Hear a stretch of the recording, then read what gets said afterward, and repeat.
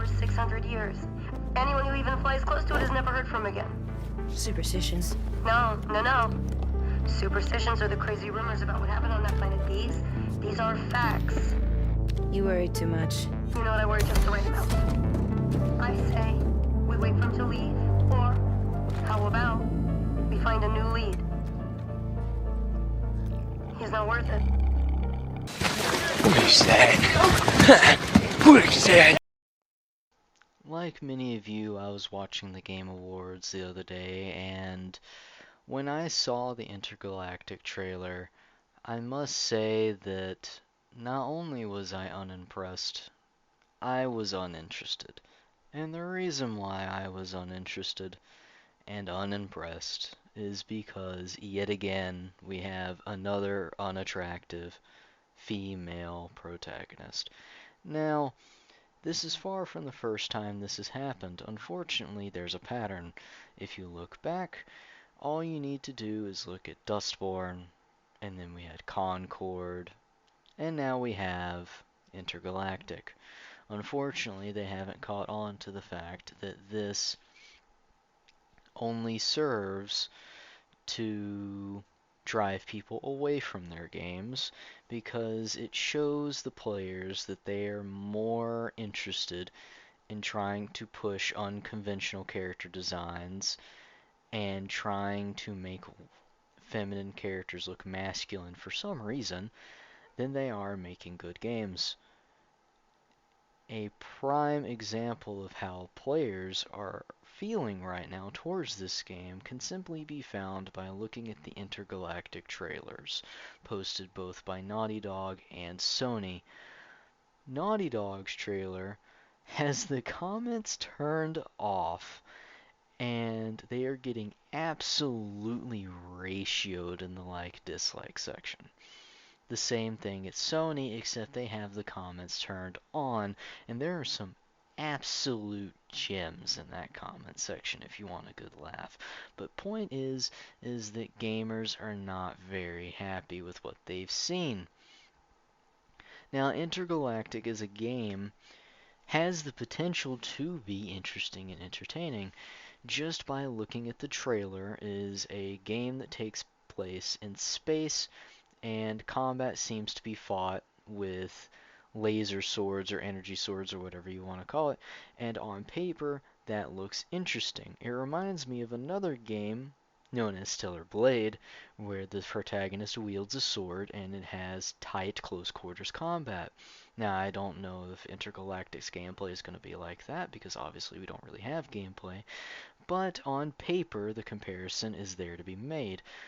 But the main difference is that Eve from Stellar Blade as a protagonist is a lot nicer to look at, and if I'm being completely honest, isn't flat out ugly like the Intergalactic protagonist. The Intergalactic protagonist simply is just not nice to look at. If you compare her to Eve, it is almost a night and day difference. Eve, on the other hand, is hot, attractive, and nice to look at, whether it be cutscenes, gameplay, etc. And as a testament to how effective that marketing is, Stellar Blade is wildly successful, raking in millions of dollars and selling an absurd amount of copies. Now, compare that to Intergalactic. I don't think the future of Intergalactic is looking too bright. Personally, the character design alone turns me off the game. Now, obviously, there are other ways to appeal to people than just making a hot female protagonist. I mean, there have been plenty of male protagonists in the past that have checked boxes for consumers and have sold copies. Gears of War is a prime example of this. Marcus Phoenix is a fantastic male protagonist that is both badass on screen and has a really deep narrative to his character that is endearing to a lot of fans. And this is part of the reason why Gears of War is the Xbox staple that it is today. Halo, another game where the main protagonist is simply badass, and people love that. You're literally just a super soldier shooting aliens, and that's all people needed for the first Halo game, and it's only gotten better since then. Assassin's Creed, from Ezio, Altair, Edward Kenway.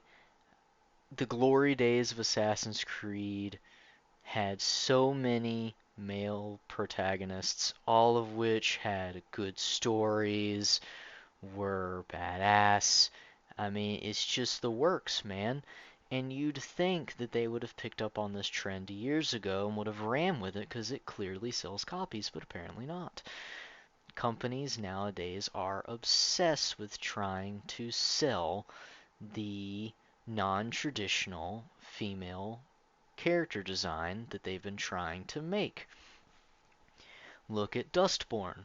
Dustborn has character designs that not a lot of people liked. Not a lot of people wanted to look at them. There's a reason why the game sold the way it did. And part of the reason is because the characters just simply were not appealing. Then you look at Concord.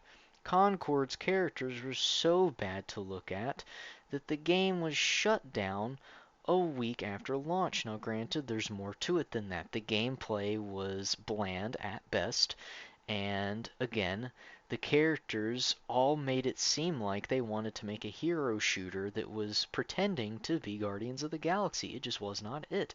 The characters were not appealing to the fans, and so the game failed, and shortly after the game was shut down, Firewalk Studios closed their doors. Like, that was it. Concord lost Sony millions and millions of dollars, and it resulted in everyone at Firewalk Studios becoming unemployed. It's just the way it is. Because when you are releasing products on a free market, it comes down to how your product stacks up to your competitors, and if you're found lacking, no one's going to buy your product. That's just the bottom line. And then we move on to Star Wars Outlaws. The main protagonist for Star Wars Outlaws, and no one cared. No one thought that she was a very appealing protagonist. That's just the bottom line. A lot of people didn't like her. That's it. And now we have Intergalactic. And now, don't get me wrong, I want this game to succeed because every game in its own right should have a shot at succeeding. But when you produce a game like this, and you have the comments turned off on your video, that tells me that you expect players to not like your game. How could you fathom pushing forward a multi-million-dollar product expecting consumers not to want the product? How could you ever fathom that was a good idea? Like, it just baffles me. Like, I am dumbfounded. Why would you ever think that was a good idea? If you don't think consumers are going to want the product, you shouldn't move forward with the game in the first place. That's just the way it is. And unfortunately, I don't think Intergalactic is going to be received well on launch, specifically based on the main protagonist alone. A lot of people are roasting her online. She is just, gamers are not happy. They're not. They're not. And there's no telling when companies are ever going to realize that they should follow in Stellar Blade's footsteps or look to the past and take inspiration from main protagonists, whether they be male or female, to write and design better characters. Because if they don't, their games are going to keep failing, and they might follow suit with Ubisoft, because Ubisoft is going under hard because of the design choices in the games they've decided to make. And if they don't shy away from this path that they are walking, that is what's going to happen.